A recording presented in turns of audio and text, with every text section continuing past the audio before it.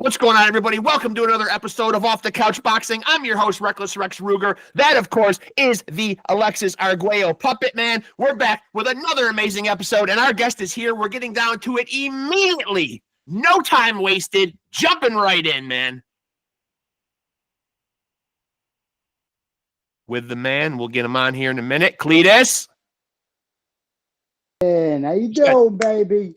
Look at that, man. We both dressed for the occasion. I was looking through my hats over there, and I thought, you know what? CLETUS is a stylish guy, man. Let me put on my weirdest one. Not that this is weird, but the rest of them are all just standard, garden variety baseball caps. So I thought, CLETUS has got a fight coming up, man. Let's put on the camouflage bucket hat and go to fucking war, right?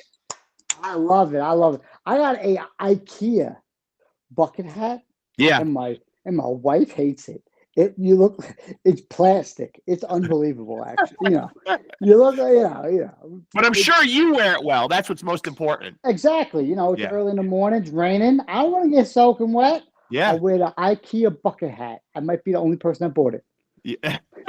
Now, I want to ask you, because you are fighting March 16th, which will be almost exactly a year since you fought last, man. Is ring rust something that ever concerns you? Because you do hear that term thrown around a lot, but I wonder, though, if it's really like a thing. I mean, because you are in the gym, you are working out, you are sparring, obviously. Is it a concern? It is a concern, actually. It really is. It does happen. I'm fortunate enough that it's only a year. Anything over a year, you're running into real problems. Yeah. To where when you see some of these top guys at the highest level and they're fighting only once every 2 years, there's a problem there. That's why they can't make the bigger fights happen. Now, you're campaigning here at super lightweight, correct? Yeah. But oddly enough, though, man, you're ranked at welterweight, though. I know. I'm too big. I guess too physically big for what they think I weigh. I've been fighting at 140 for like 12 years or 10 years, something like that. And I've been making that weight class and still doing it, man. Still grinding it down. I started at 150, I think, or 149, and just worked my way down from there. But yet the WBA has you ranked number 8 at welterweight. Yeah, that's right. Yeah. That's wild. It's so wild. And so where do you feel like, because you said you started up in the 150s, is 140 where you feel the most comfortable and feel like you do your best fighting? Yeah, I do my best fighting at 140. I haven't fought at 147 since my first year as an amateur, as a pro, maybe the first 2 years. Yeah, I remember like my first 5 fights were in 6 months. So yeah. And so what were your takeaways from the big Saudi card we saw last week? Anything stick out in your mind? Oh man, they had the ability to make quick replacements. That was the most amazing part of that, huh? Yeah. The quick replacements. I like the British kid. I love the fact that this kid came in on 4 days' notice, and the fans were cheering for him. You could hear the audience cheering for him when they just want him to survive. Like, they want to keep seeing him coming out there. And I saw a thing on a post about that the Sheik, retired him from being an electrician and, bought a house, and he's able to full-time train. So I gave him $500,000 and told him he's going to put him on more cards. That's unbelievable. You can't ask him for more. And it's in Saudi. So I don't know how taxes work. It might just be $500,000. It might be. Yeah, no, it might be free and clear. Yeah. And now, what about when you see, it was admirable that Padley stepped in against Shakur on short notice, but even shorter notice, almost a criminally short notice, was Bakole stepping in. Was it too short? Which one was that? Is that the heavyweight? Yeah. Oh my goodness, he was doing good for a little bit. I mean, he was literally getting off the plane. I mean, well, first of all, he didn't even make the weigh-in. Fucking Frank Warren fucking stood in for him and faced off with Joseph Parker. Somebody had to be there. If this was any other card, it would have been canceled, right? Like, we all know that those guys would be canceled. I think also the Sheik would probably going to realize that you don't need to have a mega card to sell these. Like, look what just happened. Right. You don't need a mega card. But You got to keep that pricing. That pricing is on. That was on Holy par. shit, I Oh, know. I'm in. I mean, I'm in that's for what that. that's what diehard boxing fans always clamor for. I was just saying this to a guest the other day. You know, I mean, a stacked card, all world title fights, even matchups, and yeah, that low pay-per-view price. I mean, come on, man. It's criminal if you're a boxing fan and you don't buy that card. You know what I mean? Because that's what we wait for. Absolutely, my wife bought it. She's like, "We got to buy it." I'm like, "All Yeah. right, put it on, put it on." Then it was on. I was at the boxing gym at 10 a.m. They had it on TV. I know. We watched it all the way through. And that's really that was nice. And that's really nice too, man. For us who live here, you know, I'm in upstate New York as well, man. So, like, you know, when you have to work the next day, it's nice when your main event is coming on at 6:00 p.m. That's nice. Yeah, that is very nice. Yeah, I mean, rather better than than the midnight. Super Bowl. Yeah, The Super Bowl is late for us. You know, I'm not yeah. gonna lie. I'm staying out. I'm like, oh my god, the game's still on. And now you're 38 years old, man. So I'm wondering, man, like, you know, do you feel like, you know, because age is just a number. I firmly believe that. Do you feel like you're in your prime right now? Yeah, I'm still there. I'm still there. I think the biggest beneficial thing that I've done over my career is find yoga. I found hot yoga actually. Yeah. I've done over 700 classes, and because of the 5 surgeries I had, and the ability to go there and basically fix my body and get it straight every, you know, about 3 or 4 days a week, it has completely like changed my way of life. So that's been saving me. If I didn't have that, I probably would have been done and retired or moved on.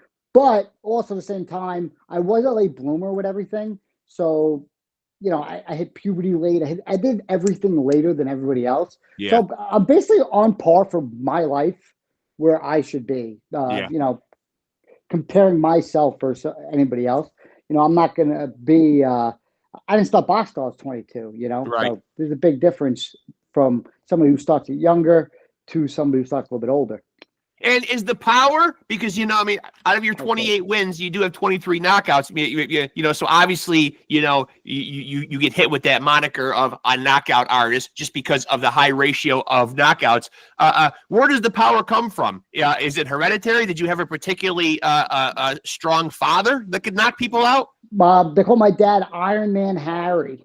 Okay. But it was because he works as a tow truck operator and owner. So he had the ability to go to the junkyards all the time and he'd carry all the iron there. Yeah, those guys are always strong. Iron. Yeah. So he always was tough. And I think my real foundation was from playing actual real team sports as a young kid, all the way through middle school and high school, wrestling as well. So football, you know, you do a lot of Olympic lifts. Sure. You know, right? You could deadlift, do all that stuff. And then because of the wrestling too, I had that background. And then I got into boxing. My first amateur coach, he said it. He said, "You are the first wrestler to ever come here and come back. Normally it would get hit in the nose. Right. And that would be it. You know, they'd never come back." So I think I came back every time because I was just so bad at it that I wanted to get better. And now I'm always intrigued by, you know, you make a good point. You can go to a gym, you know what I mean? Like you can, you know, learn the physical attributes. You can be taught how to throw a jab. You can be taught footwork. But the mental side is always something I'm intrigued by. When do you know that, you know, because you know, it's most people's inclination, I think, you know, to avoid a confrontation. You know, we have the fight or flight, you know what I mean? I don't want to fight, you know what I mean? I'll do anything I can, you know, to get out of one. So I imagine, and I don't think boxers are impervious to feeling fear and anxiety, but they're able to harness it and somehow still move fluidly in there and be able to kind of you know, get a stranglehold on those emotions. When did you find out that you had that ability, you know, to kind of harness the mental side of it?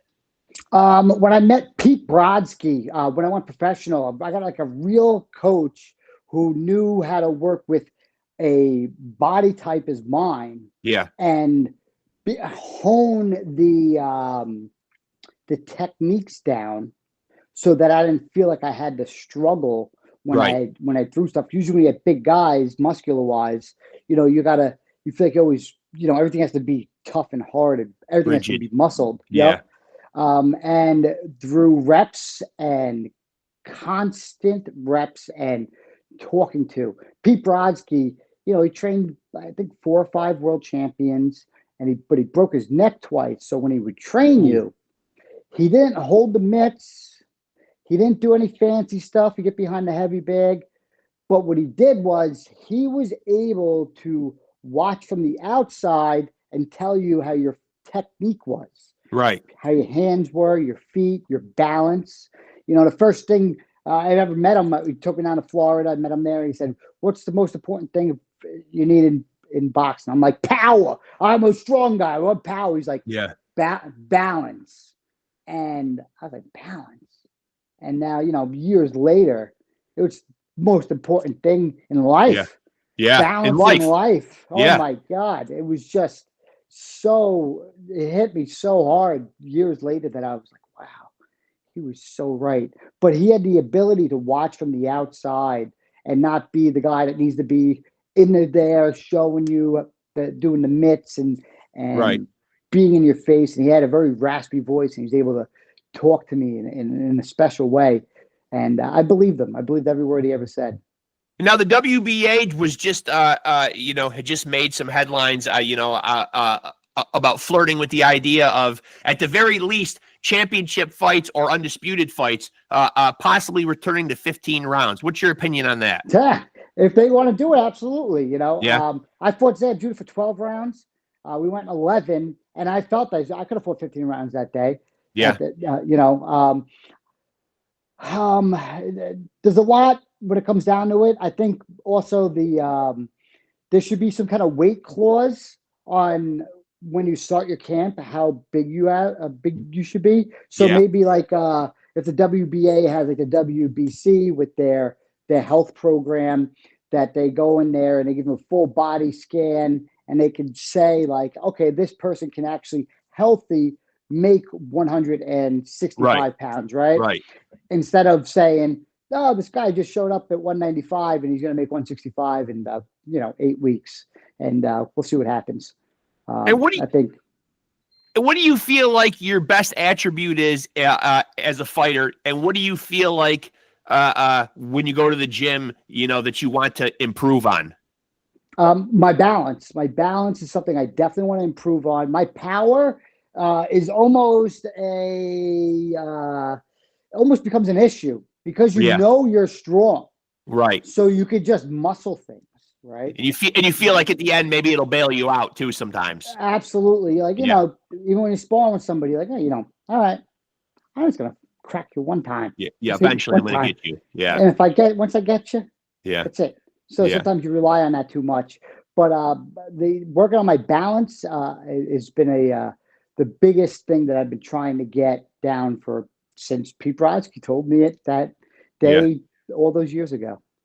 All these guys get on social media, it seems like, and they all want to be the face of the sport, the face of boxing, the face of boxing. Everyone makes the claim or whatever. Is there definitively anybody out there right now in your mind who is the face of the sport? Well, besides the top guy, like literally Canelo, he's the only true one because he fought. Well, he's the most consistent, and he has it the best way where that on May 5th, whatever year it is, Cinco de Mayo, he's in a box. And then there's another date in between, and I think does he fight 3 times a year? September. Usually fights May and September. September. You already know. Boom. That's the guy. This is what you're tuning into. Everybody has to program around that. It's not that anybody else has to change. On the other hand, you have all the other guys who, like Crawfords and the Davises, and I don't even know when they fight. It's never. It's not just gotta find that spot where boom, you just know that's when the next one is. And Canelo's figured it out. He has figured that out with his team, and they should follow suit so that everybody knows that, every year in January, this is what takes place, and every year, and that takes place. And it would be a lot easier for everybody then to determine who's the best. And now, as a guy who's fought at multiple weight classes, when you see a guy like Bud who arguably probably did his best fighting at your weight, 140, 147, you could argue. Where do you rate his chances going all the way up to 168 for a Canelo fight? Man, it's just tough. It's tough. Is it a 4-1 odd thing? 3-1 odds? I feel like it's going to be that, only because, again, the frequency of Canelo. Canelo's been in the ring. You're only as good as your last fight, right? And if your last fight is literally always set date match every year, right? Crawford hasn't had that, and we talked about it right when we came on. That little ring rust, that little bit does matter. I read the encyclopedia. It's like the Bible of cyclists, and the book basically tells you can have a B fight and then an A fight.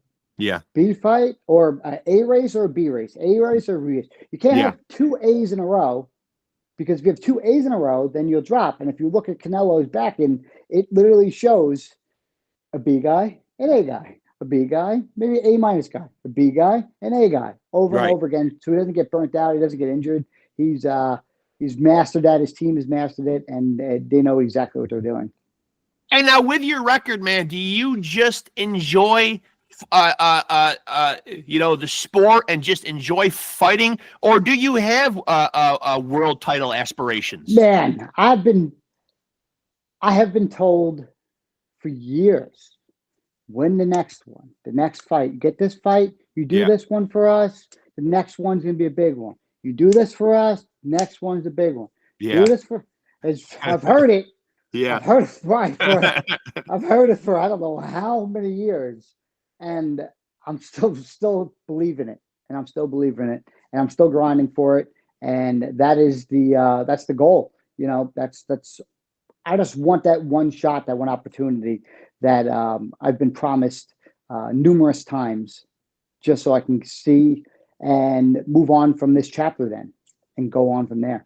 I feel like your record and the fact that you have a crowd-pleasing style, man, that alone would warrant you getting some title fights. Oh, my God. I think it's my power that is the biggest issue. So if you go look on there, would you rather fight the guy that fought the British kid that just fought Shakur? Hadley, yeah. Yeah, Josh would you rather fight the guy that has like 2 or 4 knockouts? Yeah. You want to fight the guy that got 20-something knockouts. Yeah, right. It's just, why would you want to take that risk? I'd rather fight a guy who's just, all right, he's going to run around, move a little bit, can't hurt you. You could watch probably Padley's every fight of his, the fight's over, and the other guy's face literally looks like it's not even been marked up. Yeah. While you go in a fight with me, afterwards the guy's face is all beat up. You're like, that was only a few rounds. Yeah. So you got to put that in consideration. And now, who are some guys right now, since we just talked about the face of boxing, who are some guys who, when they fight now, it's must-see TV for you? Who are guys that you're going to lock in and watch if they're fighting? Beterbiev has always been the guy for me. Beterbiev's a big, strong guy. Yeah. He does workouts like I do too, like with the Olympic lifts and all that stuff. So he's like someone I always like to watch. The only thing he has is different than me. He got these little legs. He got these little scrawny legs. He's like a statue up here. Yeah. He got these little legs. He got these little puny legs. It's like, I don't know how he even keeps his balance and not fall over. He fights on his flat feet too. Where did he go wrong in the fight the other day? Like, what did he not do to not get that victory over Dimitri Bivol? I think it was the final rounds where Bivol blew it the last fight. Yeah. He took it over and won at this fight. Yeah. That was the big difference. He is 40 years old as well. Yeah. But I just think that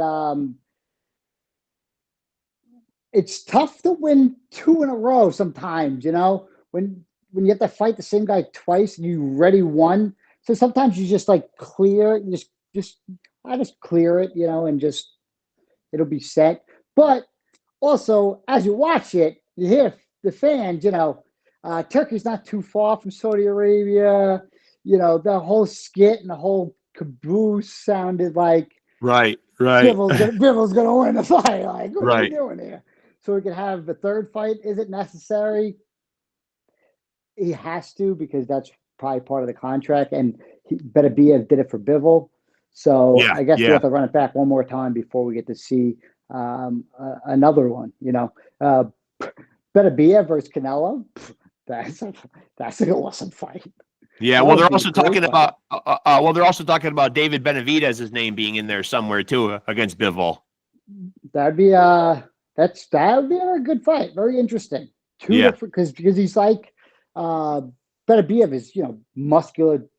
Hits you, hurts. Yeah. Beterbiev throws a lot of shots, very fast. It's like you're getting the same exact of the opposite, but the same person. He's Right. taller.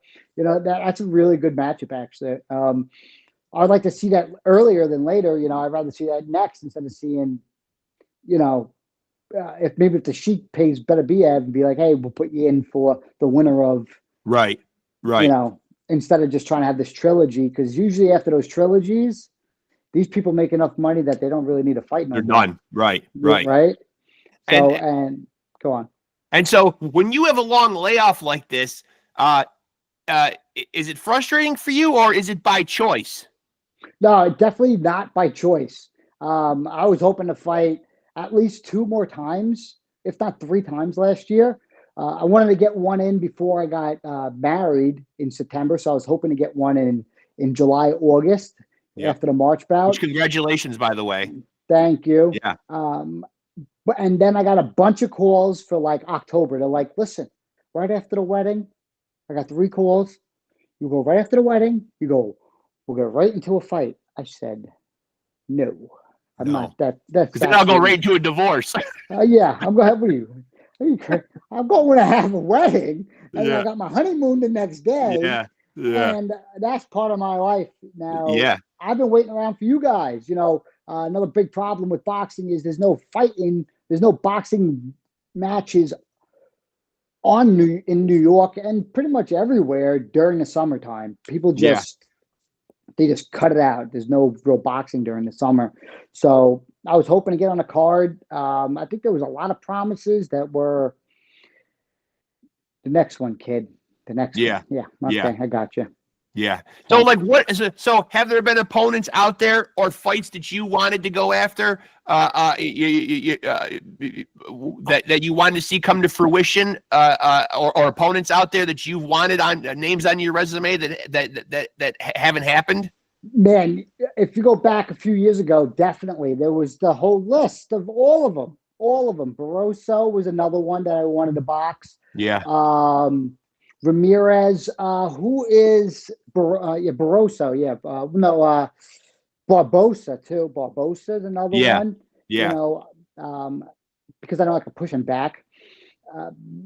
There was I almost got a match with Stanos, the 154 guy. Yeah, he's gonna defend the belt against Boots.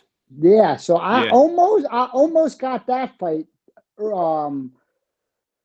Later, no, it would have been the fight that's coming up. Actually, I was trying to get that one. I was like, yeah, absolutely. I'm fighting a Russian from freaking Rocky. Let's go. Yeah. Let's take it. But that fell through as well. And it's always like they give you enough to keep you in the gym, right? Right. They just know how to keep you in the gym. They dangle it. Yeah, they keep that. So you just keep it in the gym. You're like, oh my God, bastards. And now, did you always feel like even when you were young, you were going to be involved in a sport that was physical? Because I looked on here and it said, you had a New York State deadlift record for a long time. I mean, it always seems like you were like a powerful guy. You mentioned you played football and wrestled. Was there ever a plan to do anything else, or was athletics and physicality always going to be your path? As a young kid, I said, I'm going to be a professional athlete. If I was the size of a door, I probably would have played in the NFL. Yeah. I had the toughness and I loved football. Football was by far it's probably still one of my favorite sports to watch and participate if they let me. But that wrestling, I played goalie in lacrosse, deadlifting. I said, as a kid, my dream is to be a professional athlete. Yeah. And I found myself in a boxing gym at 22 years old, and I sucked.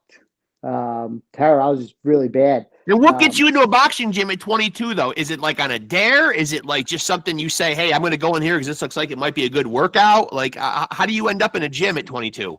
So I was 20. I think I was like 17 or 18. I got into the MMA world, right? Okay. So there was a karate school, an MMA gym. My brother brought me into for the first time. So this is MMA. I thought, oh, this is fun. I like this. I could see you being into it. Yeah. Yeah, I'm like, I just love this. Yeah. This is Yeah. great. And I realized, because my brother was a black belt in karate, that when we put on the gear to do like sparring, he was kicking the shit out of me like I didn't know what the hell I was doing. Yeah. And when I went to go, this was like Matt Hughes, BJ Penn era about that time. It's like the first UFC, the TV show they had, Ultimate Fighter. And I noticed that these guys suck at boxing. I was like, I'll just get really good at something I really suck at. Yeah. And that's how I beat everyone. And at that same exact time, the local facility, the karate MMA place, shut down. And 3 miles away in Mastic Beach, the toughest gym if there was a top 10 gym, there would be in the top 10 of gyms in the entire country of amateurs. This is like the only town, probably still in America, that you don't need a car. You can just ride your bike there. It's just so inclusive, and that you could just everybody in that town. I went to Longwood. The rivalry school was William Floyd, so it was 3 miles from my house. This gym, and you would show up there, and there's 40 kids ready to enter the Golden Gloves. Wow! Every year, 40, boom, coming in, riding your bike, boatloads of kids every year. The coach would set it up to 2. Having it as 2 gyms. You would have like his A fighters under like Veterans Memorial, and then it would have like the B fighters under like Ring 33. Yeah, yeah. So he planned it all out in his head. And Joe Smith Jr. came from there. Adam Willett came from there. He was an Olympic alternate. Leon Green was the first amateur signed by Golden Boy. He used to have Sugar St. Mosley at the gym every time. Yep. The Marine, I forgot his name. I forgot. There's a Marine kid. He's a black kid. He fought. He was from there. We all came from the same exact gym. All of us, same place. It was just this tough place. And did you ever flirt, or do you still flirt in your mind with, hey, if I'm not getting a lot of boxing fights, maybe I'll dip my toe into the MMA world, because you do have the wrestling and the jiu-jitsu background. Yeah, I got a judo brown belt too. Judo is one of my favorite sports too. I love judo. If you could learn anything, you learn judo first, because you learn how to throw a bigger person. And I imagine that helps a lot with the balance too. Oh yeah, and especially in the inside fighting, you just know how to manipulate. And you know when to be aggressive and just be loose too at it. And I always thought I was going to go back, and I just fell too far deep into boxing. Yeah. It was like just so far into it. Especially like those, one of the greatest things my first ever manager, Ed Gersh, has ever taught me. I was going to school and I was trying to be a boxer. He said, "Come here, kid. He's worth, like hundreds of millions of dollars." Yeah. And he sits you down and he goes, "You got to pick one. If you want to be good at something, you got to pick one. Do you want to be a student, or do you want to be a professional boxer?" I said, "Let me finish out my semester. I'm going to be a professional boxer." Yeah. And that was the end of that. Yeah. And that was it. And I took that and went with it. You got to choose one or the other. There's no way for me to go into an MMA gym and then a boxing gym. I would have got Pete Brodsky would have ate me alive if I did anything like that. He'd just be like, "No, oh my God." And now you are kind of certainly you have elements of being a great showman as well. And I think that, I think that certainly has a big role in sports. I mean? Like, I think it certainly adds to the mystique and how much people want to be into an athlete. You know what I mean? So when you see these Jake Paul cards, are you a fan of them? Do you think they bring, I know they bring eyes to the sport, but do you think overall it's an asset to the sport of boxing? I 100% believe it is. Yeah. I'm going to yoga, and the yogis that texted me, the lady's like 70 years old, texted me, "Oh my God, I can't believe the fights are so late. Oh my God, these girls are so vicious. Yeah. Yeah. Oh my God, this Instagram guy sucks." I go, I know. These people have never watched a boxing fight their entire lives. Yeah. I'm getting aunts that I don't even talk to. Oh my God, this is so late again. I'm like, I know. Welcome to boxing, baby. Yeah. Yeah. These people would have never watched it in a million years. And then they were able to go back to wherever they work and whoever they communicate with and have these conversations. I could have a conversation with the postman about Jake Paul and Mike Tyson and the card. Right. The one thing that saved the card was the undercard. Usually it's the opposite. It's usually the main event saves the card. But the undercard was so good that it saved it for everyone. And I was very happy with that performance of the show, of all the people that brought in. Netflix needs to fix their their streaming, but yeah, it was a little choppy. It was a little choppy for a while because I think they didn't realize that, okay, we're going to put this on Netflix, but I think they must have had such an influx of people that it was probably literally blowing their shit right up, Yeah. And you didn't even need to have, like, we talked about before, like, normally sometimes you watch these boxing fights like on Instagram. You find like an Instagram channel to watch the fights. Yeah. But because of the pricing of these networks, everybody can just buy it and put it on themselves. So it's not like you go know somebody. So, or watch it on Facebook. You ever done that too? I watched some fights on Facebook. Oh yeah. Yeah. Like, just mute the guy. It's all in Spanish. We're good to go. Yeah. Yeah. He's like living in a cave, the guy. I'm like, I don't care. But, and now because you've been doing this for so long, you've got this opponent coming up in March. You're 38. You know what I mean? You're a veteran of closing in on 30 professional fights. Do you still do a lot of scouting or try to dig and find out all you can about your opponent, or do you just worry about, I'm going to train myself and I'm going to go in there and do what I know I can do? Still the both of them. Things much easier. When I first started out, I would have to read articles, because if you're fighting a 4-round or a 6-round fight, they really don't have, especially 10 years ago, they didn't really have apps and everybody live streamed something. Right. So I would have to go read like an article if the guy won or lost, and then figure it out off of that. I'll go, okay, this guy won by he's jabbing and he moved, and next thing you know, he clobbered him later on in the fight. Or say he got a little tired, and then during, I'm like, okay, he got tired. Maybe I can just outwork him. Still same concept, starting out from when I see the guy when he's 15-0. I'm fighting a guy that's 15-4. I watched his 15-0 fight, his best fight that he has. Yep. And then worked my way down to his most recent fight. Just chopping it out. I want to see you at your best, and then seeing how you working your way back. That's a really interesting concept right there, though. So you will watch his losses and see what he's doing wrong as well. Absolutely. And his wins. You got to find. Everybody has that, like, their flow, right? Like they have their rhythm. You want to find that rhythm, and is it consistent?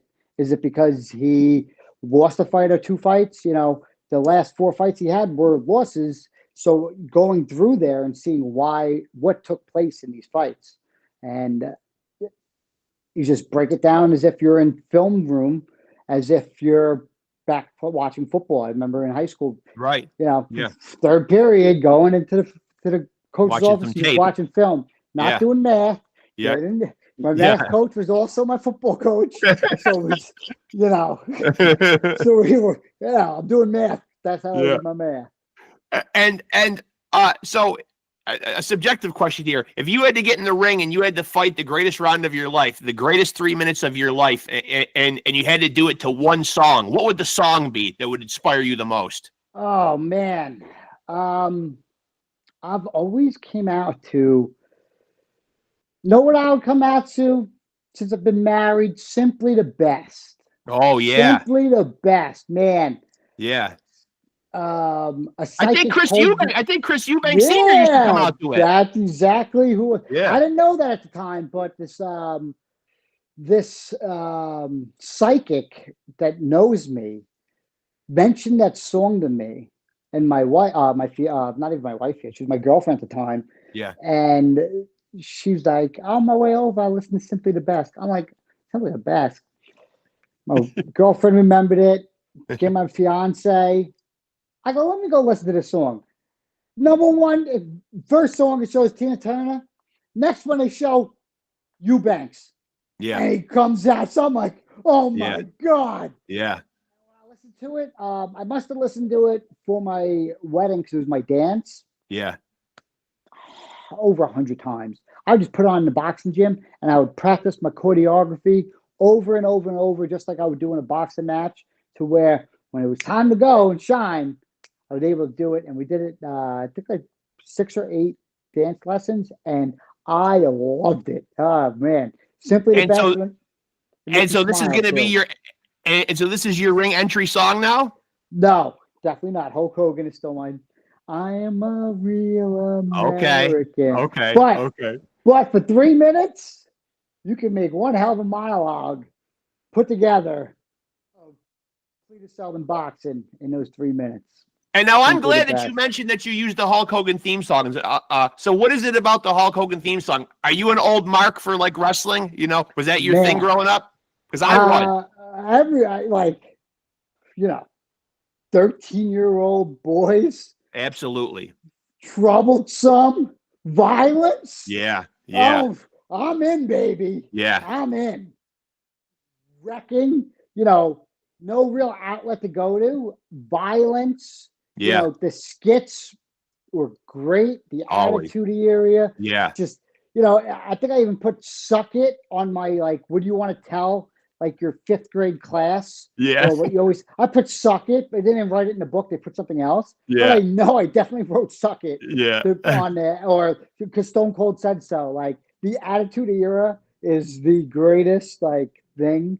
And the Hulk Hogan song, to me, resembles that nostalgia of Yeah. watching wrestling, Yeah. and how the atmosphere, and when you Yeah. hear the music going, it's Yeah. just, you're not watching a boxing match, you're watching nostalgia take place in front of you. Yeah. And I come out with some kind of wardrobe, and I Yeah. got the muscles and then the style, and I come out, I take the Aaron Pryor, I do the slight your throat, and Yeah. I'm ready to fight.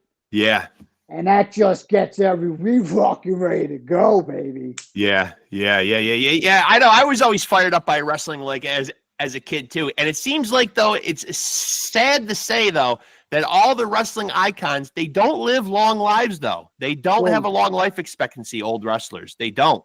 well, It's sad. whew, if you think boxing's been wrestling, Yeah. the guys in the 80s and 90s, 70s, you got cocaine's introduced to the world. I know. You got Roids. steroids Yeah. introduced to the Yeah. world. You Yeah. got drinking. You Yeah. got women. Yeah. And you got on the road 300 Traveling. I know. 300 days in a year. Yeah.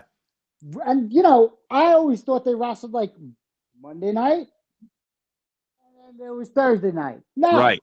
These No. guys are wrestling every single night in these shows, Yeah. so that when they get on the stage on Monday Night Raw or Thursday night SmackDown, that there's going to be, they already did all that practice. This is Right. now the game. These guys Yeah. are sparring every fucking day of their life. Yeah. That is crazy. And they really are athletes too. You know what I mean? It's not easy to do like what they do. You know what I mean? Absolutely not. People Yeah. should give them a lot more credit. The Undertaker is like this. Kane, these guys are I know. walking on, they're picking people up, they're throwing them. I know. It's unbelievable. And they have to work out.